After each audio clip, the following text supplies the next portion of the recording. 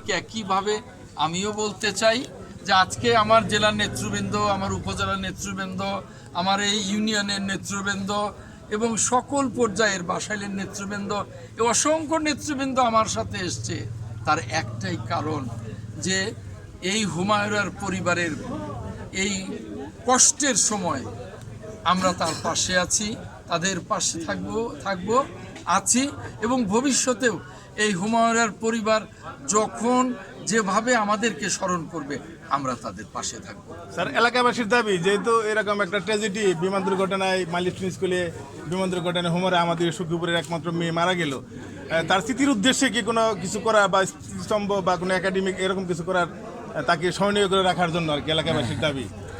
এটা তো একেবারে তাৎক্ষণিক বলতে পারবো না, তার পরিবারের প্রতি আমাদের সমবেদনা আছে।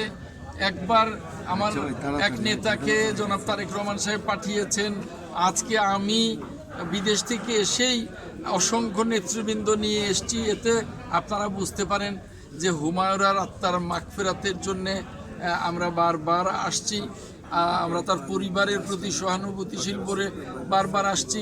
এখন হুমায়ুরার স্মৃতি রক্ষার্থে কি করা যায় এটা তার পরিবারের সাথে কথা বলবো, আমরা সাংগঠনিকভাবে কথা বলবো, এলাকাবাসীর সাথে কথা বলে তারপরে আমরা সিদ্ধান্ত নেব। বড় কথা হলো যে হুমায়ুরা আমাদের সন্তান, সে যদি বেঁচে থাকতো ভবিষ্যতে অনেক বড় হতে পারত। এই হতেয়ার সহ হতেয়া রাজাবাড়ি সহ সখীপুরের মুখ উজ্জ্বল করবার মতো তার জীবন নিয়ে সে জীবনটাকে গড়ে তুলতে পারত, তার পরিবারকে সে আলোকিত করতে পারত, আমাদেরকে আলোকিত করতে পারত।